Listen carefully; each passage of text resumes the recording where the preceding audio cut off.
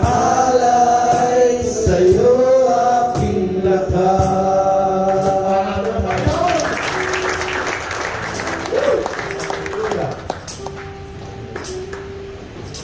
Okay, makakaupo na tayo.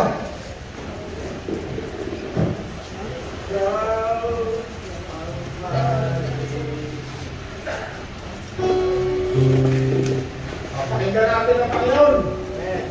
Ang ating hari, ang ating tagapagligtas. Tignan natin sa Mateo 23, verse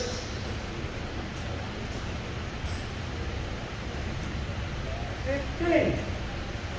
Pakinggan natin ang salita ng Panginoon. Dahil lang, bakit tayo narito?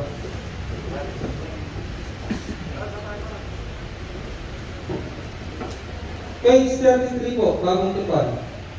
Kahabag-habag kayo, mga tagapagturo ng kautusan at mga Pariseyo, mga mapagkunwari, nilalakbay ninyo ang kagatan at ginagalugan ang buong daigdig, makahikayat lamang kayo ng kahit isang hentil sa pananampalatayang Hudyo. Ngunit kapag ito'y nahikayat na, ginagawa ninyo siyang masawol pa at lalong dapat parusahan sa impyerno kaysa sa inyo. Amen. Nagsasalita, walang iba kung hindi yung ating sinasamba, yung ating hari. No? Ang Panginoong Hesus ang nagsasalita dyan. Yung Mateo, Marcos, Lucas, Juan, ang nagtuturo dyan, walang iba kung hindi si Kristo, ang Panginoon. Ang tawag diyan, isa sa Mateo, diyan nag-umpisa yung tinatawag natin bagong tipan. Ang nagtuturo, walang iba kung hindi si Jesus na ating pinupuri ngayon at pinasasalamatan. Ano sabi niya ron? Kahabag-habag kayo, mga Pariseyo, at mga tagapagturo ng kautusan. Sa Bible kasi, kapag ikaw ay nagturo ng Bible, kailangan alam mo sino nagsasalita, sino ang kausap, anong uri ng tao ang kausap niya, no? Anong panahon. Yung panahon na yan ay panahon kung saan si Kristo ay nabubuhay pa dito sa lupa. Wala pa siya sa langit. Wala pa siya doon sa pinag-uusapan natin ng Revelation na siya ay nagpunta kung saan nilikha ang lahat ng bagay doon sa langit. No? May katawan ng Panginoon, nagsasalita, nagtuturo. Ano sabi niya? Kahabag-habag kayo. No? Si Jesus ang nagsasalita. Mga tagapagturo ng kautusan, mga Pariseyo. Nung araw na yan, nung panahon na yan, ang leading religion sa panahon na yan ng Panginoon, yung mga tinatawag ng Pariseyo, Sadduceo, Pharisee, Sadducee, mga sekta yan ng religion. Yan ay mga taong tinatawag nating mga Hudyo. Yung iba naman yan, sabi ng Panginoon, nilalakbay ninyo ang buong daigdig at ginagalugad upang makahikayat man lamang ng kahit isang hentil. No, yung hentil naman, yung binabanggit yung hentil. Pag hindi ka Hudyo sa Bible, tawag sa'yo hentil. Pag hindi ka Hudyo, no, yung Hudyo, yan ay yung Jerusalem, yung Hudyo, yan ay nakatira sa bansang Israel. Ang panahon na yan, ang Israel ay hati sa dalawa, parang South and North Korea ngayon. Yung kalahati diyan tinatawag na Israel, ang capital city niya Samaria, yung kabila naman tinatawag na Judah, ang capital city Jerusalem. Hanggang ngayon Jerusalem pa rin ang capital city. Ang Panginoon, sabi niya, kahabag-habag kayo mga Hudyo, nilalakbay ninyo ang buong daigdig upang makahikayat ng kahit isang taong hentil. Ngayon hentil, tayo, katabi tayo tinatawag na hentil. Sinabing Griego, Romano, hentil yan lahat. Pilipino, Hapon, Arabiano, ang tawag dyan lahat hentil. Ang sabi ng Panginoon, nilalakbay ninyong mga Hudyo, Pariseyo, ang buong daigdig upang kayo'y makahikayat ng isang hentil. At kapag nahikayat na ninyo yung ginagawa ninyo, mas masama pa kaysa sa inyo na itapon sa impyerno. No? Tingnan natin mabuti. Yung dalawang tao, sino nagsasalita? Si Kristo, panahon ng mga Hudyo, ng mga Pariseo, ng mga Saduceo. Okay, may dalawang uri ng tao. At ang topic ng Panginoon, ang sabi niya, nilalakbay ninyo't ginagalugad ang daigdig upang kayo'y makahikayat kaya kahit isang hindi. Yan ang ginagawa ngayon ng maraming religion, ng maraming sekta ng religion na isa't isa, nanghihikayat yan para maging bahagi ng kanilang religion. Kung ikaw ay born again, ako, puntahin ka kayo sa aming mga born again. Kung ikaw naman ay iglesia ni Batman, punta kayo dito sa amin, hindi kayo mariligtas kung hindi kayo namin kasali. Ang pinakamalaki ngayong religion, yung tinatawag natin Katoliko. Pero mo siguro, karamihan sa atin, galing doon. Nakikayat tayo ni born again, yung iba, nakikayat ni dating daan, ni lumang daan, may sali-sali. Mga sekta na walang madaanan, meron pang walang madaanan, meron tumatalo sa bintana para makarating. Pero sabi ni Jesus, isa lamang ang daan, siya lang. Yan iba, parang walang religion, daan papunta sa langit. Sa pamamagitan lamang ni Jesus. Pamamagitan ng Espiritong Banal. Then, okay, para maunawa natin ano yung sinasabi ng Panginoon niya, pumunta na tayo sa gawa. Gawa muna tayo sa aklat ng gawa. Mateo, Marcos, Lucas, Juan, susunod yan. Gawa. Acts. English, Acts. Naniniwala ba kayo na itong Bible, hindi lahat ng nakasulat dito ay para sa lahat ng tao. Meron dito para lamang sa Hudyo. Meron naman dito para lamang sa Hintil. Meron dito mga ngaral para sa mga Hudyo. Meron naman din dito mga ngaral para sa Hintil. At ang isa sa mga ngaral para sa atin, walang iba kundi si Pablo. Si Apostol Pablo, siya ang sumulat ng napakaraming libro dito sa Bagong Tipan. Pagkatapos niyang gawa, lahat ng mga sumunod dyan, ito'y sinulat ng isang apostol ng tawag at pangalan Pablo. Yung Pablo na yan ang mga ngaral pinadala ng Diyos para sa atin tinatawag ng Antil. Ang sunod sa gawa, Roma, Corinto, Galacia, Efeso, Filipos, Corinto, Thessalonians, Timoteo, Tito, ayan, napakadami ng sinulat. Pumunta muna tayo dito sa gawa. Tingnan natin kung meron tayong mabubuksan na isang kahayag mula sa Panginoon. Una, ang Panginoon na nagsasalita rito sa New Testament. Ngayon, dito sa gawa, wala na si Kristo umakyat sa langit. Gawa, chapter 1, verse 1. Yan. Sa aking unang aklat ay isinalaysay ko ang lahat ng ginawa at itinuro ni Jesus. Page 148, gawa chapter 1 verse 1. Sundan niyo ako. Sa lahat ng ginawa at itinuro ni Jesus buhat sa simula hanggang sa araw na siya ay umakyat sa langit. Bago siya umakyat, sa pamamagitan ng kapangyarihan ng Espiritu Santo, nag-iwan siya ng mga bilin sa kanyang mga apostol na kanyang hinilang sa loob ng 40 araw. Pagkatapos ng kanyang pagkamatay, nagpakita siya sa kanila at sa pamamagitan ng maraming katibayan ay pinatunayan niyang siya buhay. Nagturo siya sa kanila tungkol sa paghahari ng Diyos. Okay, number 1, sinasabi dito na ang Panginoon matapos na siya ay mamatay at muling mabuhay, siya ay 40 days nakasama ng mga apostol. Yung 12 apostol, wala pa si Apostol Pablo. At anong ginagawa ng Panginoon? Siya ay nagtuturo sa kanila. No, kaya huwag natin kakayahin na pag tayo namatay, 40 days, nandito tayo sa daigdig, pagala-gala. Hindi tayo Panginoon. Kasi kailangan malaman mo ng malinaw ito eh. Kaya maraming tao pag nakabasa sa Bible, akala na yun ay sa lahat at yun ay mangyayari sa lahat. Pag nakabasa dito sa Bible ng ano, akala na yun parang in general yung Bible, hindi. Kailangan maunawaan natin kung ano lamang yung para sa atin, ano lamang yung para sa kanila. Pero hindi ibig sabihin, hindi mo na kailangan basahin. Kailangan basahin mo lahat ng buong Bible para mas maunawaan natin. Kasi kung hindi mo babasahin lahat ng buong Bible at hindi mo mauunawa, wala ka pang karapatang magturo ng Bible. Kasi hindi mo pa siya nauunawaan. Baka matuturo ka lamang ng kung ano lamang yung nasa isip mo, yung pagkabasa mo. No, katulad siya ng isang puno, merong isang malaking puno, Meron mang tumitingin yung tao lang, nakatingala. No, yung view niya, yun ang nakikita niya. Meron namang ibon, nakikita niya yung buong puno, malaki. Meron namang bulate, nakatingin lang ang doon sa sana. No, parang gano'n ng Bible. Ito yung isang napakalaking puno na ito ay mauunawa lamang ng isang tumitingin sa kanya na lahat ay natingnan niya. Hindi mo pwede nasisilip ka lang sa puno at tuturo mo na siya. Hindi, maaaring ikaw ay magkamali doon. Okay. So, dito sa una sa gawa, nung umalis na ang Panginoon, nung namatay na siya, muli siyang nabuhay, hindi mo na siya umakyat agad doon sa langit, 40 days pa siya nandito kasama ng mga alagad at nagtuturo sa mga tao.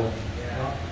Hindi tayo katulad ng Panginoon na pag tayo namatay, dito pa tayo pag-alagala pa. Wala pang isang tao akong nabalitaan, no? Marami akong nabalitaan na di umano nandito, pero wala pa akong nabalitaan na kahit isang nagturo at kasama ng mga tao. No, yung mga nakikita natin sa gabi, ng mga kung ano-ano, mga kaluluwa ng ating mga kamag-anak, yun ay hindi sila. Yun ay espiritu na pag-alagala dito sa daigdig na nandadaya sa mga tao. Okay? So, lagi natin titingnan ang salita ng Diyos. Ang salita ng Diyos ng Bible, ito ay ilaw, gabay sa landas ng buhay. Ibig sabihin, kapag ikaw ay meron gustong tingnan, kung ito ba ito o hindi, sisilipin mo yan dito sa salita ng Diyos. Yun ay totoo o isang tathang isip lamang. Okay. 4. Samantalang siya'y kasama pa nila, ay pinagbilinan sila ni Jesus. Yung 40 days. Huwag muna kayong aalis sa Jerusalem. Sa halip, hintayin ninyo roon ang ipinangako ng Ama na sinabi ko na sa inyo, si Juan ay nagbabautismo sa tubig, ngunit hindi magtatagal, babautismo kayo sa Espiritu Santo. Kaya pag umalis ang Panginoon, meron siyang isang napakahigpit na bibig sa kanyang mga tagasunod. Pag ikaw ay tagasunod ni Kristo, ang tawag sa iyo noong panahon na to, alagad ni Kristo, tagasunod. Kaya mga salita na yan, lumang salita, na hindi natin kasi maintindihan. Pero meron siyang 12 apostol, tawag doon, alagad. No? Yung isa ron, nawala. Yun yung nagsuplong na nagtaksil kay Jesus. Pangalan si Judas. No? Kaya kapag meron kayong kaibigan na nag-uhudas sa inyo, huwag kayong matakot doon. Kasi yung mga Judas, yun yung nag-self-destruct. Nagpapakamatay yan. Sinisira niya sa sarili niya. Sa araw, makikita nyo, yan ay nandun sa lubluban ng kalabaw. Okay. Sumunod. Sa 6, sa 5, na magkatipon si Jesus at ang mga alagad, nagtanong sila kay Jesus, Panginoon, itatatag na po ba ninyong muli ang kaharian ng Israel? Sumagot si Jesus, ang mga panahon ng pagkakataon na itinakda ng Ama sa kanyang sarili kapangyarihan, hindi na kailangan pang malaman ninyo kung kailan ng subalit. Tatanggap kayo ng kapangyarihan pagbaba sa inyo ng Espiritu Santo. Yan, ang Espiritu Santo, yan ang magbibigay sa atin ng kapangyarihan. Yan ang ipinangako ng Ama na sabi ng Panginoon, huwag kayong aalis sa Jerusalem hanggang hindi kayo napagkakalooban ng Espiritu Santo. Okay? Subalit, tatanggap kayo ng kapangyarihan, pagbabasa inyo ng Espiritu Santo, kayo'y magiging mga saksi ko. Sabi ng Panginoon, pag bumaba ang Espiritu Santo, kayo'y magiging mga saksi ko. Umpisa sa Jerusalem, at sa buong Judea, Jerusalem, capital city ng Juda, at sa Samaria, capital city ng Israel. At hanggang sa dulo ng daigdig, hanggang dito sa Nobeleta. Ganun nyo, nakasulat pati tunugan natin, no? Nobeleta, no? Dulo ng daigdig, no? Diba? Kasabi tayo, di ba? Spesipikado ito, oh. Sabi ng Panginoon, huwag kayong maalis ng Jerusalem hanggang hindi kayo napagkakalooban ng Espiritu Santo. Ang Espiritu Santo, kapag yan ay dumating sa atin, ano sabi ng Panginoon? Number 1, kayo magiging witness. Ano ibig sabihin ng witness? Ibig sabihin, ikaw sa korte, may witness, marunong nila. Ikaw masasabi ng totoo, opo, totoo, katotohanan. Ikaw ay magiging saksi kung ano yung naranasan mo kay Kristo. Kung ano yung mga nakita mo, nasaksihan mo, nakabutihan, na ginawa ni Kristo sa iyo. Pagbaba ng Espiritu Santo. Okay. Nato na tayo sa 2. Nagkakatipon silang lahat sa isang lugar nang sumapit ang araw ng Pentecostes. Araw ng Pentecost. Pista yan ng mga Hudyo.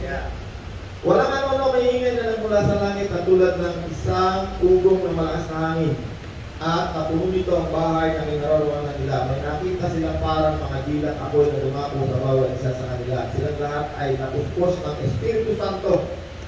At nagsimulang magsalita ng iba't ibang wika ayon sa ipinagkaloob sa kanila ng Espiritu. No? Doon sa mga nakaraan nating pag-aaral, nakita natin, kapag ang isang tao puspos ng Espiritu Santo, marami tayo nakita, si John Revelator, si Esteban, at marami pang iba. Kapag ang Espiritu Santo dumating sa iyo, makikita mo kung nasaan ang Panginoon. Una sa salita niya, maunawaan mo kung sino siya, ano siya, maunawaan mo at makikilala mo si Kristo. At kahit buhay ka pa, hindi ka pa namamatay, yung langit mabubuo na sa isip mo. Kung saan tayo pupunta kung umalis tayo sa mundo. Amen.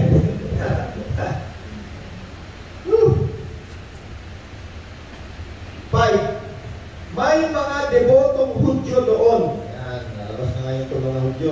May mga debotong Hudyo doon sa Jerusalem na nagmula sa bawat bansa sa buong mundo.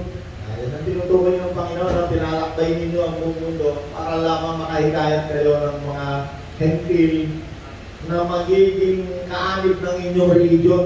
No, yung iba dyan, mga hentil na naging Hudyo na hikayat.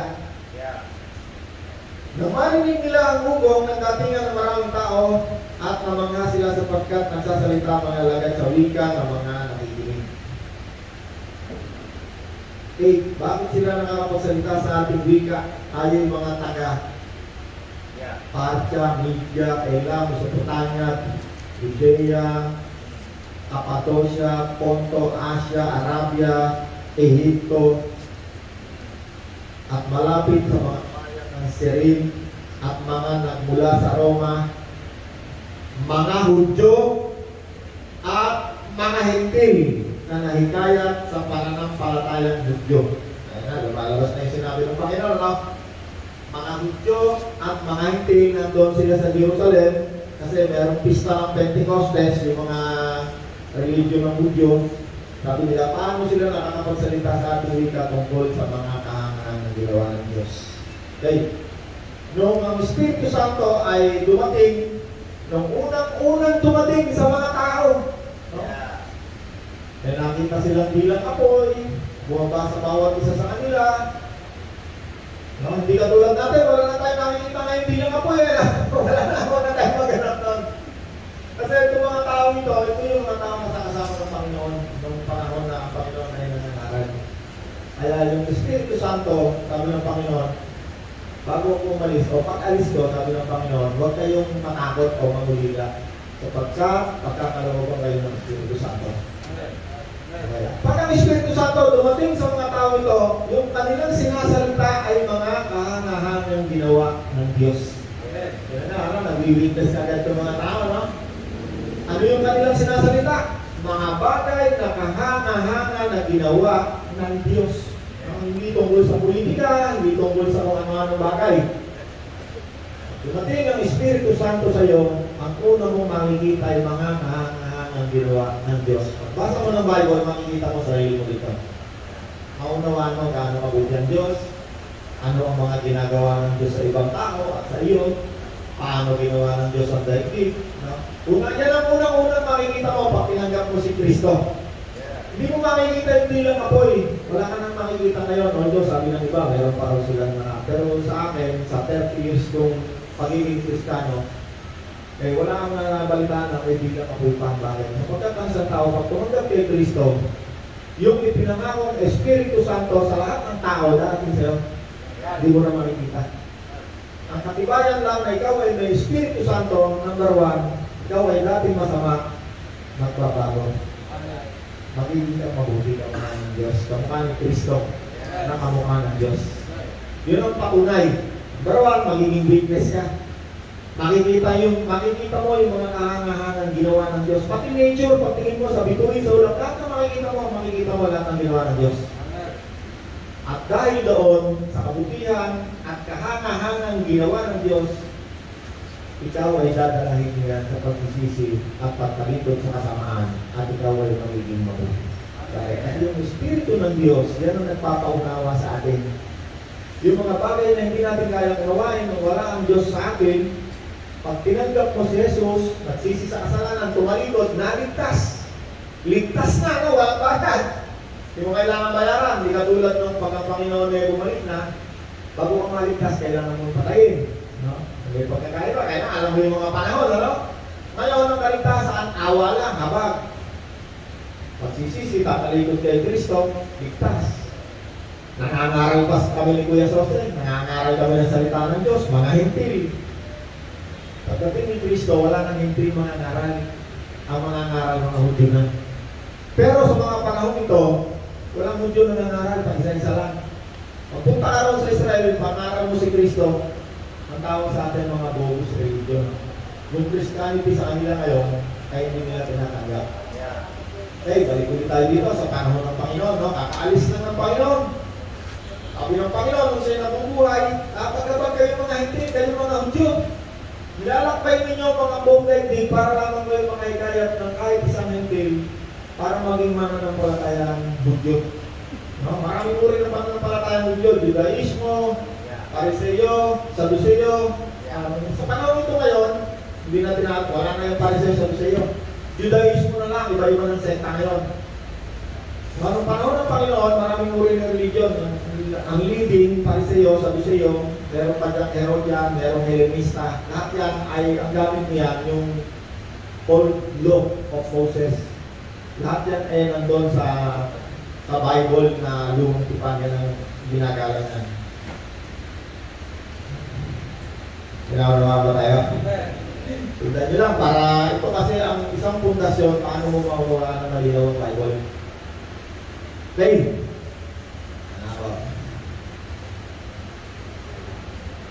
Tayo'y mga Hudyo at mga hintil na nahikayat sa pananampalatayang Hudyo. May taga-Kreta at Arabia rin. Paano sila nakapagsalita sa ating wika tungkol sa mga kahangahangang ginawa ng Diyos. Okay, yung speaking in tongues, no, hindi yan katulad ngayon na parang isang lingwahe lang ang naririnig natin ngayon sa mga Pentecostal eh.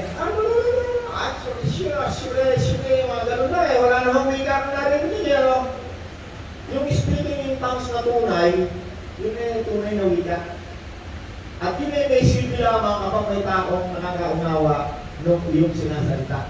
Dahil yung nagsasalita ng ibang wika, yun ay tunay na wika para tungkol sa mga kahangahangang ginawa ng Diyos, ikaw ay nag-witness sa mga nakikinig. Kung merong isang nakakaunawa ng wika mo, yun ay pakinabang sa kanya. Kaya sabi ni Apostol Pablo, kung ikaw ay may kalaob na magsalita ng ibang wika, eh huwag mo na yan gawin sa loob ng iglesia o ng simbahan. Kung wala namang nakakapag-interpret mo, kaya na wala naman silbi yun. Buhay ka na ng bahay doon kung magsalita ng ibang wika, kaya naman sa sarili mo na lang. Sabi nga, kahit ako'y may kaloob na makapagsalita ng ibang wika, mas na naisip ko magsalita ng wika o na may sahay mula sa Diyos. Amen. Pero nasabi niyo yan, maganda yan. Bakit? Kapag nagsalita kayo ng ibang wika, kalooban kayo ng Panginoon, yung mga demonyo rito sa daigdig na unawaan niya, alam niya kung ano sa sabi mo. Kaya takot yung mga espiritu ng demonyo sa isang takot pinagkalooban ng Espiritu Santo. Yung sa inyo natatakot makulang. Diba dati, takot tayo, iihi ka nga lang sa isang sulong, eh, tabi po, no, yan po ako nununuin. No, diba? Dati, no? Kung wala pa tayo sa Panginoon, ano? Takot tayo sa dilim, baka tayo biglang may magpakita sa ating multo. Ako, takot ako nung araw sa multo. Pero nung ako'y tumanggap kay Kristo, ang multo, takot sa akin. Wala na ako makita na yung multo. Kung wala ako sa Panginoon. Kahit ako'y natutulog, nakakita ako ng mga demonyo, takot ako, nakakabula ko. Nung ako'y nakakilala kay Kristo, nagsisi, tumalikod sa kasalanan, tumanggap ng Espiritu Santo kahit sa panaginip kasama ko si Kristo. at ang kanyang pangalan ay mabisa epektibo. Kailan lang no, sa gusto mga 2 weeks ago, ako yun na naginip, sa gabi.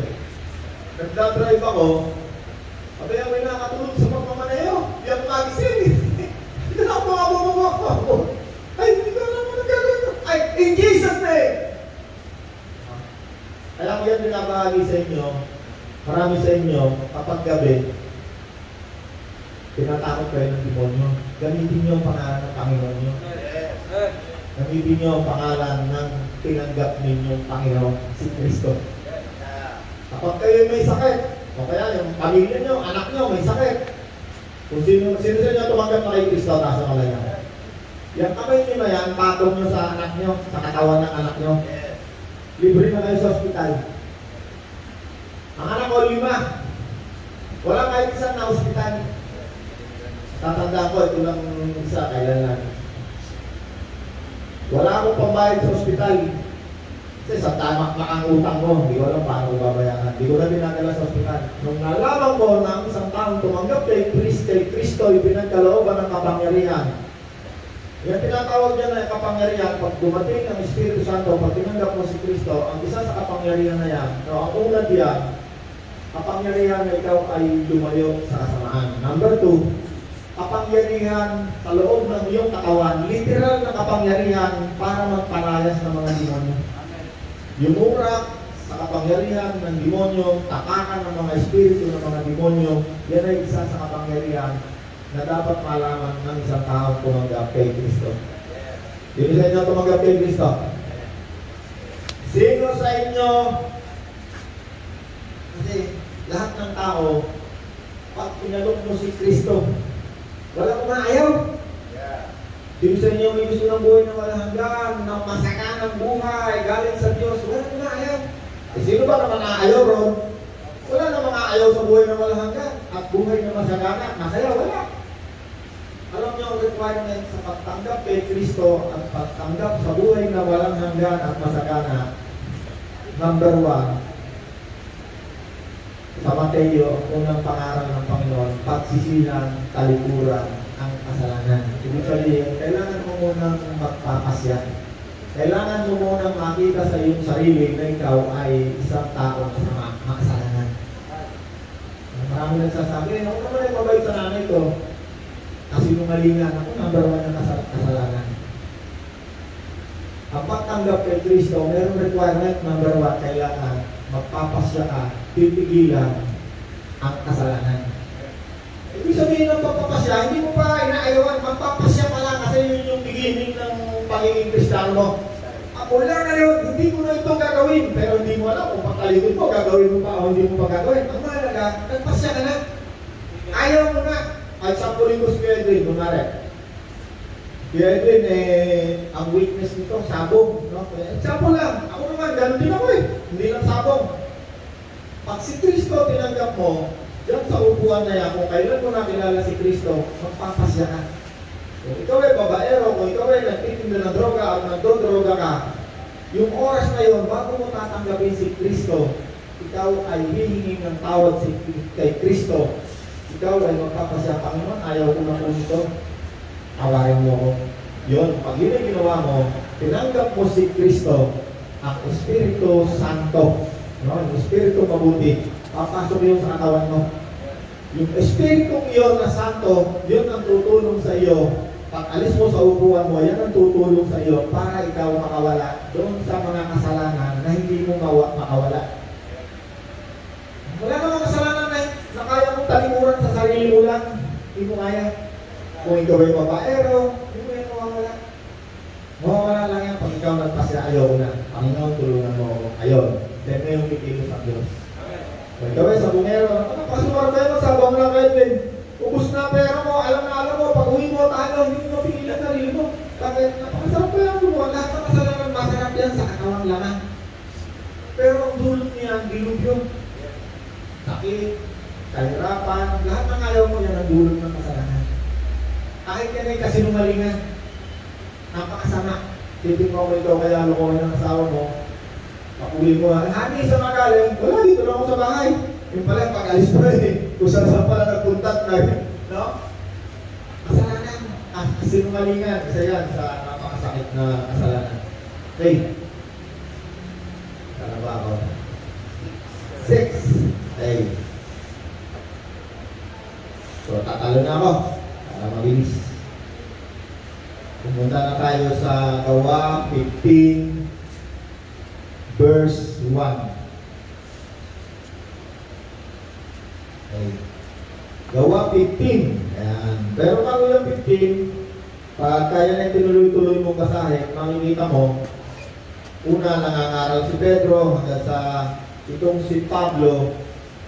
Hindi pa siya apostol, pero siya ay isang tagapatay ng mga taong sumusunod kay Kristo.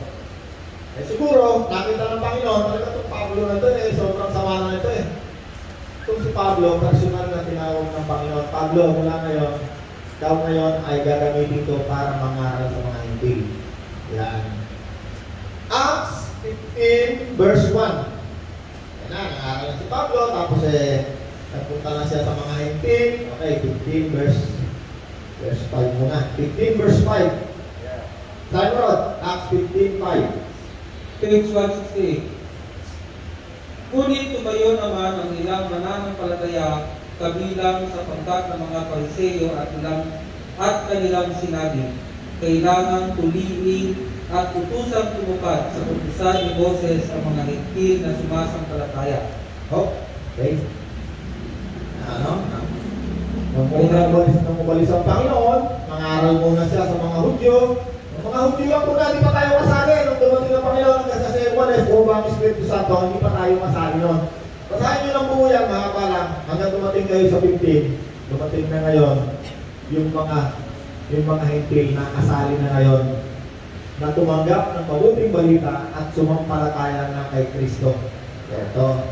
So ngayon ang problema, nagbubuhol na. Ito, walang nagtuturo. Wala pa akong nakakita nagturo nito. Na kahit isang tagapagturo ngayon na itong hintil at saka Hudyo ay kanyang pinagkalas yung buhol. No? Yung Bible, kapag yan hindi mo naintindihan, para yung buhok na magkakabuhol. Kailangan kalas-kalasin mo yan para maunawaan mo. Kaya nung nagturo na si Apostol Pablo, nakarating na sa Nobileta. No? Nakarating na sa, lumabas na ng Jerusalem, buong Judea, Samaria, nakarating na kung saan na. Kaya, dami ng nahikayang na Hudyo. At dumating ang Panginoon, sumampalataya na itong mga Hudyo na ito kay Kristo. At itong mga Hudyo na ito, galing ito sa pagiging isang hintil. Naging Hudyo. Ito ang tawag dito mga extreme believer. Ito yung may mga malalalim na pananampalataya. Ito yung mga Hudyo na hindi original na Hudyo na na-convert sa pananampalatayang Hudyo. Ito ay parang sobrang talas nito. Nung sila yung na-convert na sa pananampalatayang Hudyo, dumating si Kristo, ang nangyari, sumampalataya rin sila kay Kristo. At nung sila ay sumampalataya kay Kristo, sabi nitong mga Hudyo ito, kahit na kayo'y sumampalataya kay Kristo, kailangan pa rin ninyong sundin ang kautusan ni Moses. No? Parang marami na hindi makabot nito no? Gawa 15 verse 1. May dumating doon na ilang tao mula sa Judea at nagturo sa mga kapatid, no? Sa mga mananampalataya, na kapag hindi kayo nagpatuloy ayon sa kautusan na tinuturo ni Moses, hindi kayo maliligtas. Yan ang napakabigat. At nagkaroon ng mainitang pagtatalo. Mahigpit na tinutulan ni Pablo at Bernabe at naging mainitan ang kanilang pagtatalo. Kaya nagpasyang papuntahin sa Jerusalem sina Pablo at Bernabe at ilang pang kapatid na taga-Antioquia upang ang suliraning ito ay isangguni sa mga apostol at sa matatandang pinuno ng iglesia. Okay? Yung kanilang gagawain. Sinugo sila ng iglesia at pagdaan nila sa Phoenicia at Samaria. Ibinalita nila roon na marami ng mga hentil na nahikayat sa pananampalataya kay Kristo. Okay, pananampalataya ko kay Kristo, di pananampalataya sa Hudyo. Ito na may labis na kinigalak ng mga kapatid. Pagdating nila sa Jerusalem, malugod silang tinanggap ng mga apostol, ng mga matatandang pinuno at ng buong iglesia. Yan tinatawag ng mga kapatid. Isinalaysay nila ang lahat ng mga ginawa ng Diyos sa pamamagitan nila. Ngunit tumayo naman ang ilang mga mananampalataya, kaanib sa pangkat ng mga Pariseyo, at kanilang sinabi kailangan tuloy at upusang tumupad sa kautusan ni Moses ang mga hentil na sumasampalataya. Ayan yung mainit na pagkatalon. Mahaba ito, gusto ko sana basahin para mas maunawaan nyo. No, nagkaroon ito, umpisa pa lang, itong pagkatalon na to, gumawa sila ng pasya. Gumawa sila ng liha, gumawa sila ng sulat. Sige, basahin ko lang po. Ngunit tumayo ang mga mananampalatayang hentil na kaanib sa pananampalatayang Pariseyo. At ilang sinabi, kailangan tuloy, utusan, sumunod sa utusan ni Moses ang mga hentil na sumasampalataya. No? Ibig sabihin dito, tayo raw mga hentil na sumasampalataya, kailangan daw natin sumunod sa utusan ni Moses. Ito yung punto ng debate. No? Ito yung punto ng debate nung panahon ito, unang-unang ibalis ang Panginoon. Nagpulong ang mga apostol at ang matatandang pinuno ng iglesia upang pag-aralan ang suliranin ito. Ito yung malalim na suliranin ng mga mananampalataya ng panahon ito. Pagkatapos ng mga habang pagkakalo, tumayo si Pedro at nagsalita, mga kapatid, nalalaman niyo na nung una, mga nakarang araw, hiniran ako ng Diyos upang mangaral ng magandang balita sa mga hentil. Sila naman ay sumampalataya. Ang Diyos na nakasaliksik ng puso ang nagpapatotoo na sila ay tinatanggap niya ng ipagkaloob niya sa kanila ang Espiritu Santo, tulad ng pagkakaloob niya sa atin. Wala na pagkakaiba ang pagtingin ng Diyos sa kanila at sa atin. Nilinis din niya ang kanyang puso sa pamamagitan ng kanilang pananampalataya. Bakit sinusubok ninyo ang Diyos? Bakit ninyo iniaatang sa mga mananampalataya? Ang isang pasanin hindi na kayang dalahin ng ating mga ninuno at hindi rin natin kayang pasanin. Sumasampalataya tayo na tayo maligtas sa pamamagitan ng kagandahan loob ng Panginoong Hesus at gayon din sila. Kaya ang nagpupulong, itong mga kausap ni Apostol Pablo, ito yung mga haligi ng iglesia, ito yung mga Hudyo. Ang mga kapulong dito, si Apostol Santiago, mga haligi, yung 12, sila lahat Hudyo. Pero kung sila ay sumampalataya na kay Kristo, nakita lang nila yung magandang loob ni Kristo. Sa pamamagitan ng pananampalataya. Okay, tatalo na ako ng konti para hindi yan kasi mahaba. Sa 19, nagpatuloy si Santiago. Santiago, ito yung kapatid ng Panginoon, dati dito mananampalataya. Ito ay mayroong mataas na katungkulan sa pananampalataya ng Judaismo. Nagpatuloy si Santiago, kaya ang pasya. Okay, subukan na sila ng pasya, yung mga haligi ng iglesia. Kaya ang pasya ko ay huwag na natin katangan pa ng mga huwag na natin pahirapan pa mga hentil na lumalapit sa Diyos. Sa halip, sulatan natin sila na huwag kumain ng anumang niyandog sa Diyos-Diyosan, huwag makikiapit at huwag kakain ng hayop na binigti at ng dugo. Sapagkat ang pamangunay binabasa na ang kautusan ni Moses. Ayan na yung pasya, no? Sabi ng pulong nila, huwag natin pahirapan ng mga hentil na lumalapit sa Diyos, huwag natin itulad sa atin. Ayan, nagpasya sila. Ano yung pasya? Huwag silang kakain ng dugo, ng pagkain iniyantog sa Diyos-Diyosan, at ng isang karne na biligti. Okay, pagkatapos doon, inulit ulit sa 22. Kaya minabuti ng mga apostol ng matatandang pinuno ng iglesia at ng buong iglesia na pumili ng ilan sa kanila upang tumulin sa Antioquia kasama sina Pablo at Bernabe ang mga napili nila ay sina Judas na tinatawag na Barsabas, si Silas, na mga lalaking ginagalang ng mga kapatid, at pinadala nila sa kanila ang sulat na ganito ang nilalaman. Yan pa siya. Kami mga apostol at mga matatandang pinuno ng iglesia na inyong mga kapatid ay bumabati sa mga kapatid. Okay, yan ang laman. Tutuloy ko na, iyan ko, a-advance ko na para hindi kasi mahaba. 30. Sila ay mga tao na hindi nagatubiling kaya ang kanilang buhay sa paglilingkod sa ating Panginoong Jesucristo. Sinugo namin sa inyo sina Judas at Silas upang ipaliwanag ang sinasabi sa sulat na ito.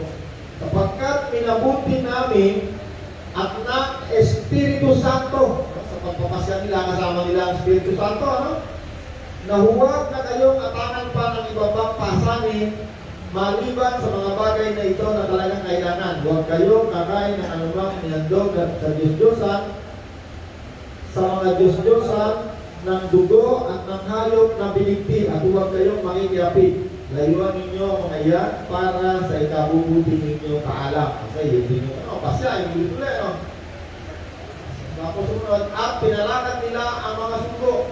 Pagdating sa Antioquia, tinipon ang mga ito ang mga kapatid at ibinigay ang sulat.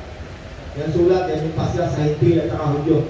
Pagkabasa sa sulat, nagalak ang lahat dahil sa mensaheng nagpalakas ng kanilang loob. Sina Judas at Silas, nagpalakas ng kanilang loob. Sina Judas at Silas na mga propeta rin ay maraming itinuro sa mga kapatid na nakapagpasiglan at nakapagpatibay ng kanilang pananampalataya. Yan yung nangyari, nung nagpasya sila tungkol sa mga Hintil at mga Hudyong mananampalataya. Ang iglesia ay tumibay, naging masigla, lumangas ang loob, at naging masigla at naging matibay ang kanilang pananampalataya. Alam nyo, yung sulat na yan, supposed to be nakarating yan sa nobileta, pero hindi nakarating, hindi lang upos yan ng mga tagapagturo ng kautusan. Hindi yan nakarating dito sa atin, hindi lang upos yan. Alam nyo kung bakit? Kasi pag yan yung nakarating dito sa atin, sa harapan natin ngayon, dito sa nobileta, sa mga kasimbahanan kung saan, walang makakapaningil ng ikapu. Kasi yung ikapu na yan, nandun yan sa law of Moses, na gustong ipasunod ng mga Hudyo, ng mga Hintil na naging Hudyo, at the same time, naging mananampalataya ni Kristo. Extreme yan sila. Gusto nila kahit sila yung mananampalataya ni Kristo, dahil sila yung marami ng hirap at pera na nagdala roon sa mananampalataya ng Hudyo, kasi once a year napunta sila roon sa Israel para sumamba. Bahagi yun ng law of Moses. Yun yung pinagtalunan dito sa usapin dito, kaya sineperate nila ng mga haligi ng iglesia kung ano lang ang gagawin ng mga Hintil na hindi kaanib sa Judaismo o sa pananampalatayang Pariseo, sabi sa iyo.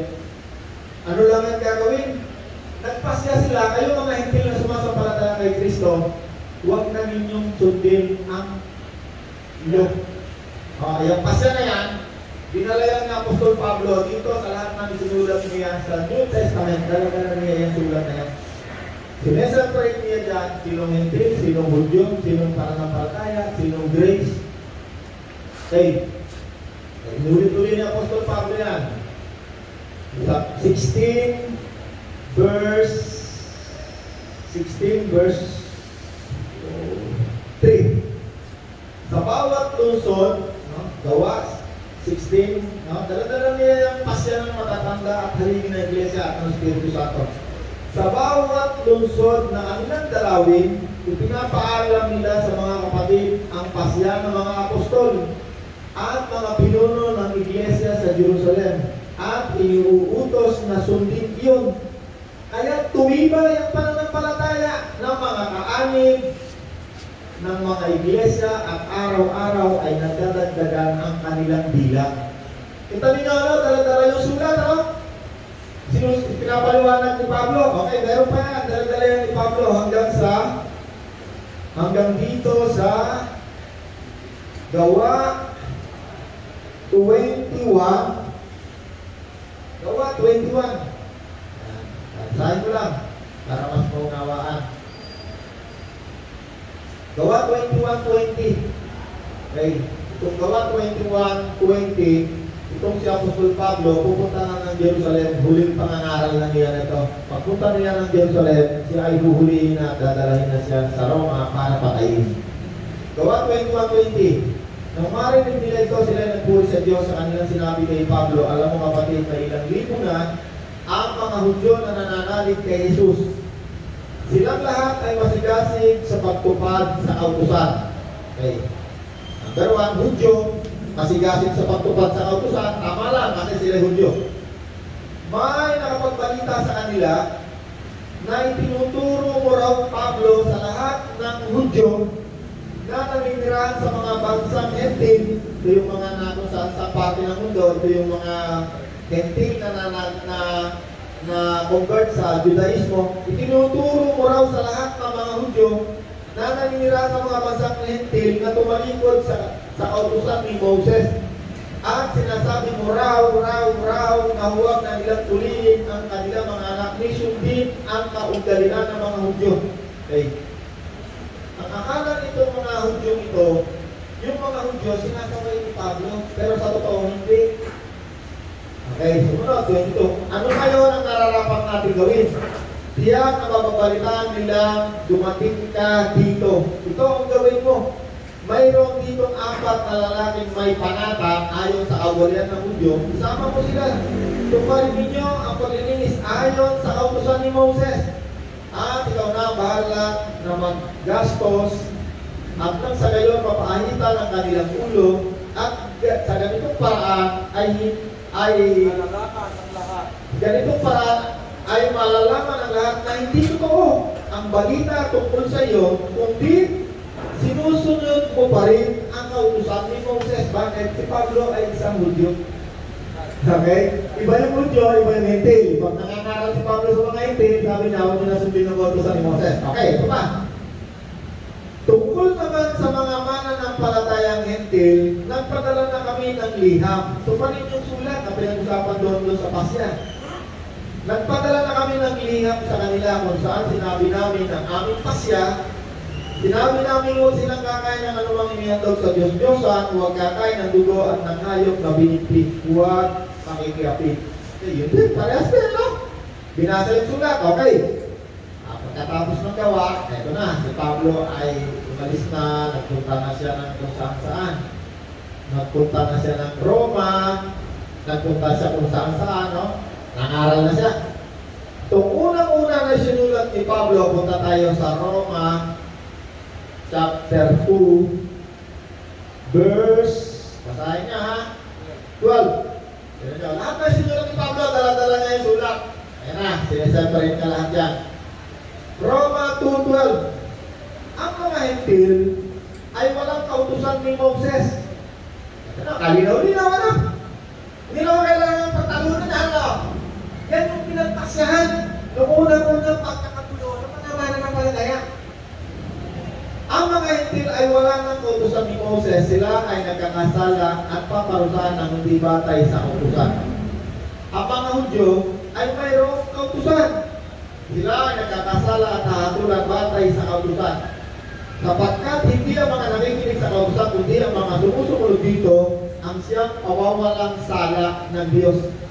Kapag ang mga Hentil na hindi saklaw ng kautusan ay gumagawa batay sa panuntunan nito, ayon sa kanilang likas na pag-iisip, ito'y nagiging kautusan na para sa kanila. Kaya ano yung gawin niya? Kapag ikaw Hentil ka, gusto mong sumunod sa kautusan, sabi ni Apostol Pablo, yung kautusan gagamitin sa iyo pagdating sa judgment time. Okay, talong pa tayo sa Korinto. Dala-dala niya lahat yan. Yan tungkol dyan sa napakahalagang desisyon na yan ng mga haligi ng iglesia. Basta tayo sa pangalawang sinulat ni Pablo, Korinto. Unang Korinto, verse. Sundan niyo ako ha. Sundan niyo ang Bible niyo.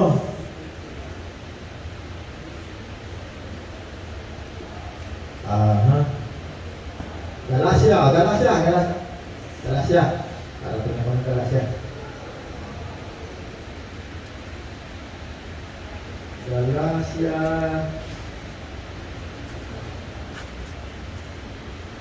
Dito.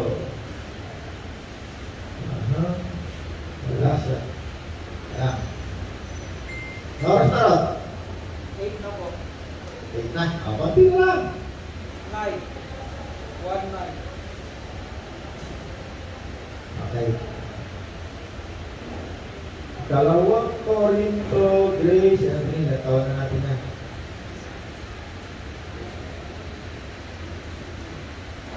Galacia. Tayo sa Galacia.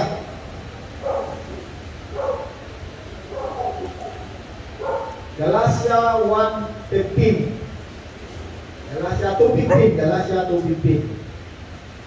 Kami nga'y pinanganak ng mga Hudyo at hindi makasalanang hintil. Lahat ng sinulat ni Pablo, dala-dala niya yan tungkol sa hintil, tungkol sa Hudyo. Hindi ko maintindihan bakit hindi tinuturo kayo ng mga pastor, ng mga tagapagturo. Kami nga'y pinanganak ng Hudyo, hindi makasalanang hintil. Gayunman, alam namin ang tao ay pinapawalang sala sa pamamagitan ng pananampalataya kay Kristo at hindi sa pamamagitan ng pagsunod sa kautusan. Kaya kami ay sumasampalataya kay Kristo Jesus upang mapawalang sala sa pamamagitan ng pananampalataya sa Kanya at hindi sa pamamagitan ng kautusan, sapagkat walang taong pinapawalang sala sa pamamagitan ng pagsunod sa kautusan. Okay, wala nang Hudyo, wala tayong kautusan. Okay, ito pa. 3 Galacia 3:13. Tinubos tayo ni Kristo mula sa sumpa ng kautusan nang siya'y Galacia 3:13. Tinubos tayo ni Kristo mula sa sumpa ng kautusan nang siya'y sinumpa para sa atin, sapagkat nasusulat, isinumpa ang bawat binibigay sa punong kahoy. Okay, yung lahat ng sumpa na nakasulot doon sa kautusan, sabi ng Panginoon, kung ikaw man ay kasali ron, kung ikaw man ay Hudyo, sabi ng Panginoon, tinubos ka na sa sumpa ito. No? Tinuturo ni Apostol Pablo, ano ang posisyon ng isang mananampalatayang hintil at ng isang mananampalatayang Hudyo. Okay.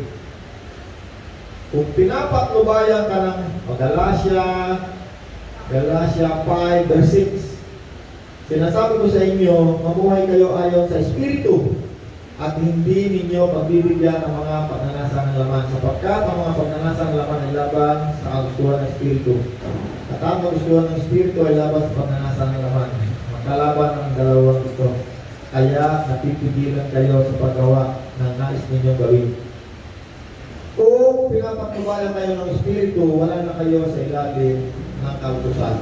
Okay, ang kautusan na yan, andyan yung papala, andyan din yung sumpa. Yung sumpa, tinubos tayo, pero yung papapala, tuloy-tuloy sa atin. Pagkat lahat ng sumampalataya kay Kristo ay naging lahi ni Abraham. Okay, pati na lang. Efeso 2:15. Efeso 2:15. Pinawalang bisa ni Jesus ang kautusan kasama ang mga utos ng mga alituntunin nito upang mula sa dalawang lahi ay makalikha siya ng isang bagong bayan na nakipag-isa sa Kanya at sa gayon ay magkaroon ng kapayapaan. Okay. Sino nagpawalang bisa sa kautusan? Si Jesus. Wala nang bisa ang kautusan para sa atin. Okay. Ano lang, konti na lang. Napakarami nito eh. Binubuklat ko lang kung ano yung makita ko. Tapos maganda kung kasahin mo ng buo yan, lahat ng tungkol sa hintil, lahat ng tungkol sa mananampalatayang Hudyo, binabanggit yan ni Pablo. Malinaw mo yung binabanggit ang mga bagay tungkol sa mananampalatayang Hudyo at tungkol sa mananampalatayang hintil na katulad natin. Okay. Huli na to, Colosas. Yan, dito na naman tayo. Colosas 2:13. Kayong dating patay dahil sa kasalanan, kayong mga hintil na hindi saklaw ng pagtutuloy ayon sa kautusan ay binuhay ng Diyos na kasama ni Kristo.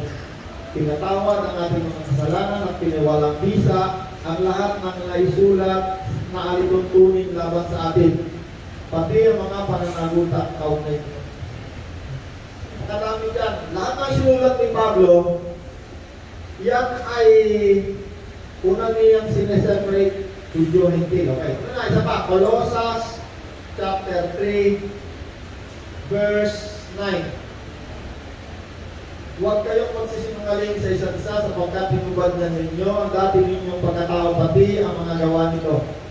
Sinuot ninyo ang bago ninyong pagkatao na patuloy na nababago at nagiging kalarawan ng Diyos malumikha sa inyo upang lalo ninyo siyang makilala. Kaya sa kalagayan ito, wala nang pagkakaiba ang Griego, ang Hudyo, ang tuli at hindi tuli, ang dayuhan at ang hindi sibilisado, ang alipin at ang malaya. Ngunit si Kristo ang pinakamahalaga sa lahat at siya ay nasa inyong lahat. Okay. Okay, may natutunan tayo! Talaga no? Ay, ano? Sino sa inyo ang interesado dito sa ating pinag-usapan na to? Alam niyo, kung kayo nagbabasa ng Bible, magiging interesado ka rito. Kasi makikita mo sarili mo kung nasaan ka. Pag hindi mo nakikita sarili mo kung nasaan ka dito, mahirapan ka magbasa ng Bible. Kasi pagbasa mo dyan ng Bible, minsan makikita mo dyan, huwag kang kakain ng isda, ng baboy, na malilito ka. Kaya dito sa unang gawa, nung umalis ang Panginoon, nagpaliwanag ang Diyos tungkol sa atin. Hindi tayo Hudyo, bagamat ang kaligtasan ay galing sa mga Hudyo. Amen? O, tayo!